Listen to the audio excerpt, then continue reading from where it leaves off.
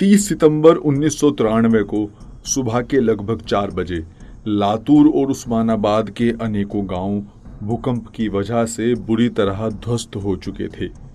इस हादसे में हजारों लोगों की जान गई और हजारों लोग घायल हुए। उस समय लेफ्टिनेंट सुमित बख्शी सिपाही के तौर पर 8 या 9 महीने पहले ही भारतीय सेना का हिस्सा बने थे। भूकंप से हुए नुकसान और लोगों को बचाने के लिए एक बचाव टीम बनाई गई। सुमित बख्शी भी उस टीम का हिस्सा थे। बचाव टीम लातूर पहुंची तो उन्होंने देखा कि वो एक दिल दहला देने वाला मंजर था। कोई भी इमारत खड़ी नहीं थी। जो लोग जिंदा थे वो रो रहे थे। कुछ लोग मलबे में दबे अपने परिवार वालों को ढूंढ रहे थे। लेफ्टिनेंट बख्शी की बचाव टीम लोगों को बचाने के काम में जुट गई। लगभग 3 दिनों तक ये राहत कार्य चलता रहा। 6 अक्टूबर को बचाव टीम दोपहर का खाना खाने बैठी तो गांव से एक पति पत्नी हाथ जोड़े और आंखों में आंसू लिए उनके पास आए। सर हमारी बेटी को सर हमारी बेटी के शरीर को खोजने में हमारी मदद कीजिए। हम सिर्फ उसका अंतिम संस्कार करना चाहते हैं। 5 टीमों ने पहले भी उस जगह का दौरा किया था, लेकिन वहां कुछ नहीं मिला था। उस आदमी का घर, पास के 7 घर और एक मंदिर के मलबे के नीचे दबा हुआ था। भूकंप के दौरान पति पत्नी समय रहते बाहर निकलने में कामयाब रहे थे, मगर उनकी 18 महीने की बेटी का कोई पता नहीं था। लेफ्टिनेंट बख्शी के सहयोगियों ने दोपहर का भोजन ना करके अपने दिल की आवाज सुनी और आगे बढ़ने का फैसला किया। श्री जवालगे, जो उस बच्ची के पिता थे, उन्होंने अपने मलबे में धंसे घर और एक अंदाजे से बिस्तर के बारे में बताया जहां पर वो लोग सो रहे थे। बचाव टीम का पहला कदम उस लोहे के पलंग को ढूंढना था जिस पर बच्ची सो रही थी।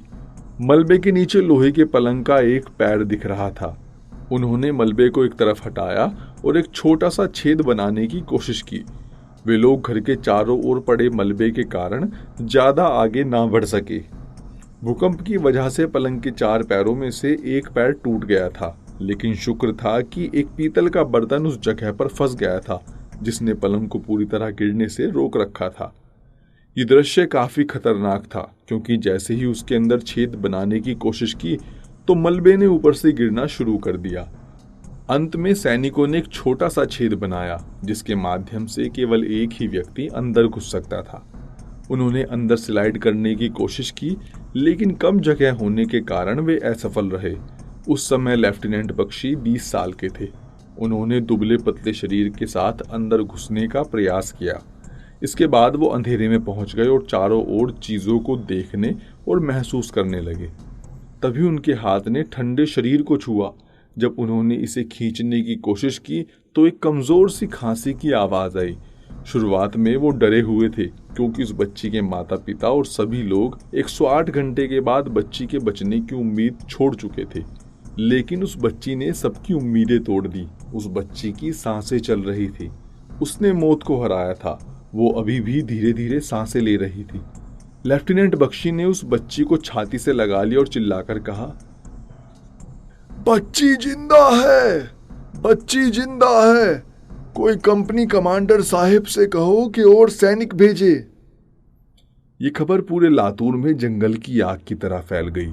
कंपनी कमांडर के स्पॉट तक पहुंचने से पहले 700 गांव वालों की भीड़ इकट्ठा हुई। बटालियन और स्थानीय पुलिस भीड़ को रोकने के लिए तथा बचावकर्ता को बचाने के लिए उस जगह पर पहुंची।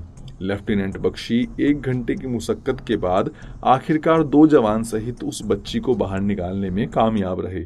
लेफ्टिनेंट बख्शी ने बाहर आने के बाद सबसे पहले बच्ची के रोते हुए माता पिता को उस बच्ची को सौंप दिया। माता पिता ने न सिर्फ उन्हें धन्यवाद दिया, बल्कि उनके पैरों को छू लिया। इस दौरान कोई कुछ कहने की स्थिति में नहीं था। समय रुक सा गया था।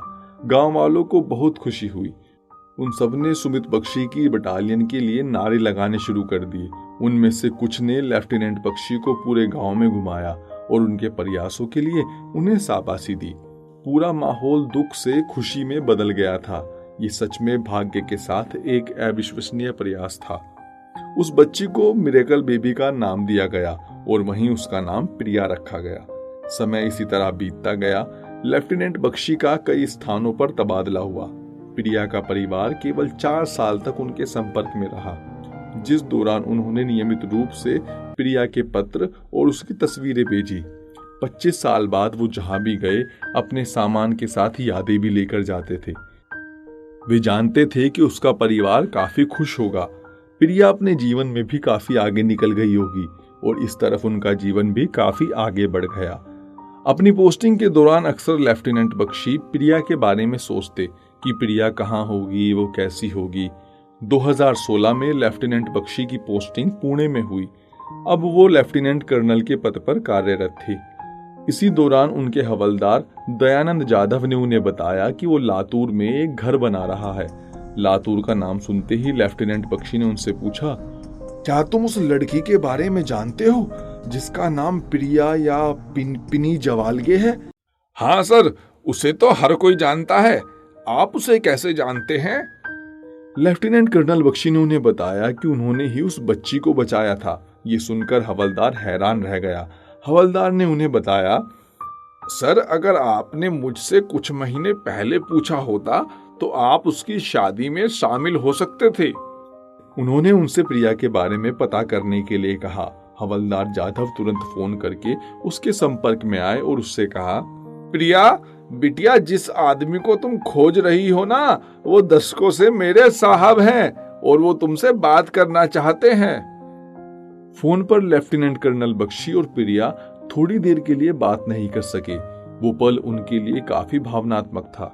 लेफ्टिनेंट बख्शी उस समय कुछ भी नहीं कह सकते थे। उन्होंने उसे बताया कि उससे जल्द ही मिलेंगे। आखिरकार वो घड़ी आ गई जब वो दोनों एक दूसरे से मिले। लगभग आधे घंटे तक कोई बात नहीं कर सका। प्रिया की माँ प्रिया और लेफ्टिनेंट कर्नल बख्शी एक दूसरे को नम आंखों से देखते रहे।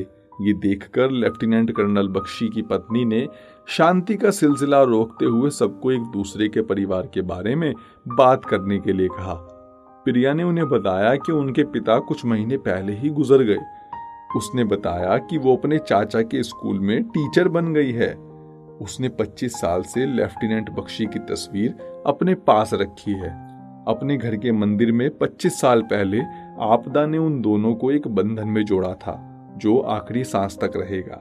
प्रिया अपने गांव के लिए काम करना चाहती है।